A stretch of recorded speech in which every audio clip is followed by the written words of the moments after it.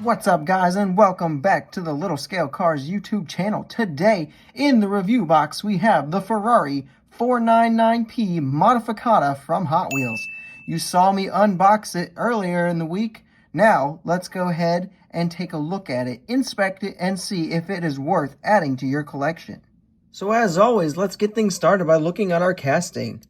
Proportionally speaking, I am very happy to report that all is well. Everything looks very, very good here. No real complaints from me.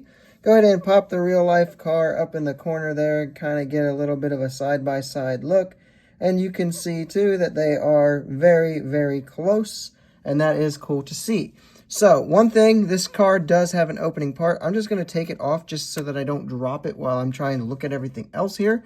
But we do have metal on metal, so you do have the main body being metal here, and then you do have this base being metal as well. Looks really cool. Our main plastic bits are going to be this section of the wing, this kind of part that holds on the shark fin, I guess. And then I believe this part that it connects to is plastic as well. And then your main rear wing section, plastic. This little bit here, right in front of the window, plastic. And then our mirrors are plastic as well. I think these are, or this right here is a piece of the interior. These are probably just their own separate piece. And then again, its own separate piece, maybe a piece of the interior. I don't know. It's possible. And then you have a lot of plastic in that engine bay, obviously. The main shark fin is actually casted into the body, and it is metal, actually, which is a little bit surprising. Now, whoops, and see, that's why I didn't want to hold it. For the main body lines, like, this is really good. I'll go ahead and put this on here. The actual detail in the casting itself is really good. All the body lines are there as you would want them to be. Every little detail is etched in to a level that I'm not used to seeing with Hot Wheels. So that is very cool. The biggest blemish is that the shark fin doesn't connect perfectly to the base support on the wing. But again, it's pretty easy to overlook because look how easy it is to distract yourself from it. Back here on the wing section, this little like sub-wing, I guess you would call it, where Ferrari has used, is actually like straight up there. Like there's no big chunks or anything that you would typically see with Hot Wheels. Like that just goes right underneath. This is phenomenal. Like I can't quite get over the level of appreciation and detailing that went into this. If you were to just see this casting on its own completely naked, your first thought would probably be that it's a mini GT. So paint and deco time. So this is the presentation livery, but done in Spectraflame. So the red looks absolutely incredible. Perfect base choice colors. Then you get the 24s that were on the presentation kind of livery. And then you've got the Italian flag deco going across it too. Looking really, really good here. A little bit of extra Spectraflame there. The white itself is not Spectraflame and neither is the green. However, I kind of like that. I feel like it gives it a good contrast and looks very, very solid. And yeah, this paint job is just a chef's kiss of perfection. It looks so good. Moving into our details, let's get started up front here. So, you do get full headlights. Everything that the real-life car has, this has got it. They are tampos, but in this case, it's probably best that they're tampos. You do even get, like, the little extra little intake vent thingies, like, some work done on that. It looks phenomenal. Some more paint and tampo work up here. This is going to be carbon fiber on the Circuit Legends variant of this, but still very cool to see. Mirrors, like we did mention earlier. Coming down the sides here, we do get Ferrari shields here. You get 10-spoke wheels, which are probably the best Hot Wheels wheel choice that they could have gone with. Gas cap here on the side, looking really nice. Coming up to the top and looking down, you'll see these little latches right here, where the body it actually latches on here, where the engine cover latches on.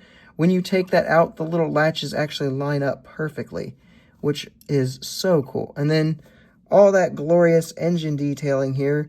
Very, very nice. Actually, much better than I was expecting to see in that engine bay. Very, very solid detailing. Making your way to the rear section, there is a little strip of light back here Some other little things that like reflectors and whatnot. Not the best, but still fairly nice. Up here on the roof scoop, you've got a little extra detailing here. Just overall, fantastic and phenomenal on the detailing.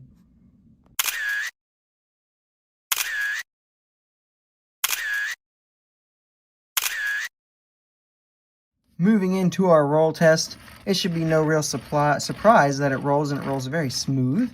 Went ahead and put this one on the scale, and it comes out to be 58.74 grams. So that opening and moving parts, combined with the metal on metal and the intricacy of the casting, all form the perfect storm of an absolutely hefty model that just feels good to hold in your hand. Pros and cons time getting started with our pros. The biggest pro for me is that this is the first 499P Modificata done in 1/64th scale. It's actually the first 499P of any kind done in diecast in 1/64th, and it's actually the first officially licensed 499P of any kind as well.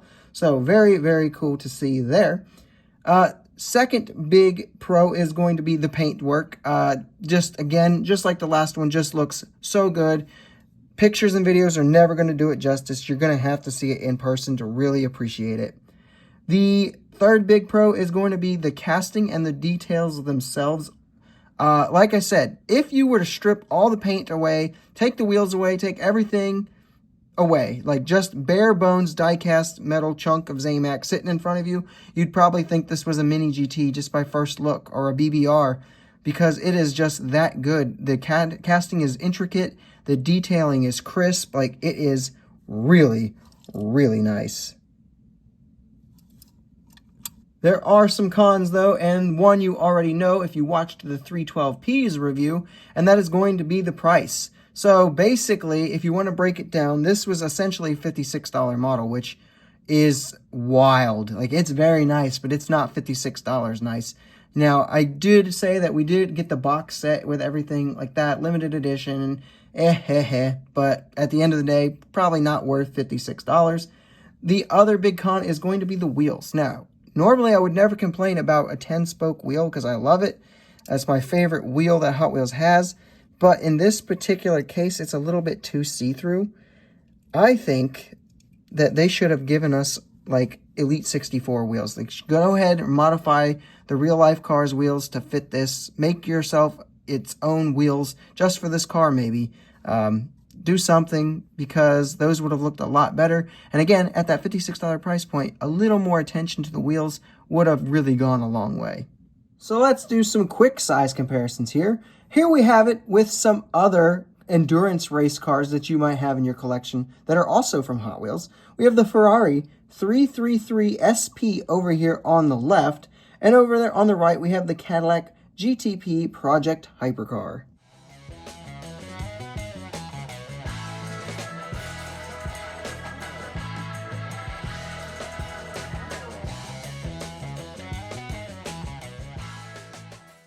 And here we have some of the regular 499P's competitors that it will race at Le Mans and has raced at Le Mans, with the Porsche 963 from Sparky and the BMW M Hybrid V8 from Mini GT.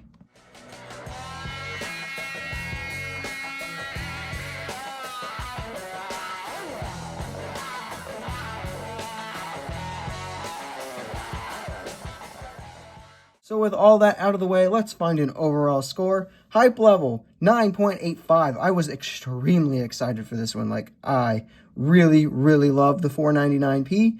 And to use this as an excuse to have both the regular track version and the Modificata is definitely cool and a big win in my book.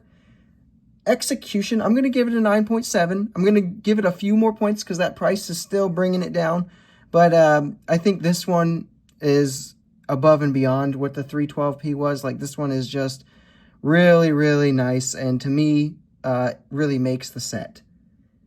Feedback. Again, the community not too pleased with that price. Understandable. So I'm going to give it a 9.45, just like I did with the 312P.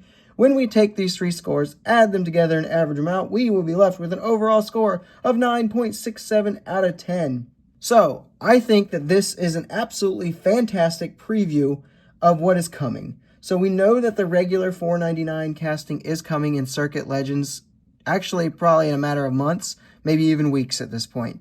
And that casting is going to be modified ever so slightly. It's not going to have the moving parts and such. And it's overall going to still be pretty solid, though. If it's this exact casting minus the moving parts, we are in for such a treat. Yeah, I can't even begin to describe how excited I am for that, especially because that one will be like the $8 price point. That being said, though, I really like that on this particular version, and I'm assuming any RLCs or Elite 64s going down the road that they'll use this casting for, that they went with the Modificata. I mean, it even says Modificata there on the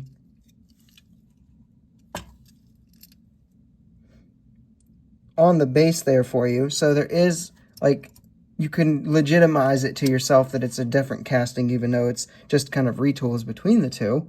There's that unique factor that differentiates them enough that might make you want to pick up them both. There is a few spots that I would clean up overall, but the paint and details and on top of what is already just a fantastic and great casting, they really combine to form like this perfect storm. Still not worth the eBay prices, but to me, I am not regretting my $112 on this box set, mostly because of this particular car. Like, I am that much in love with it.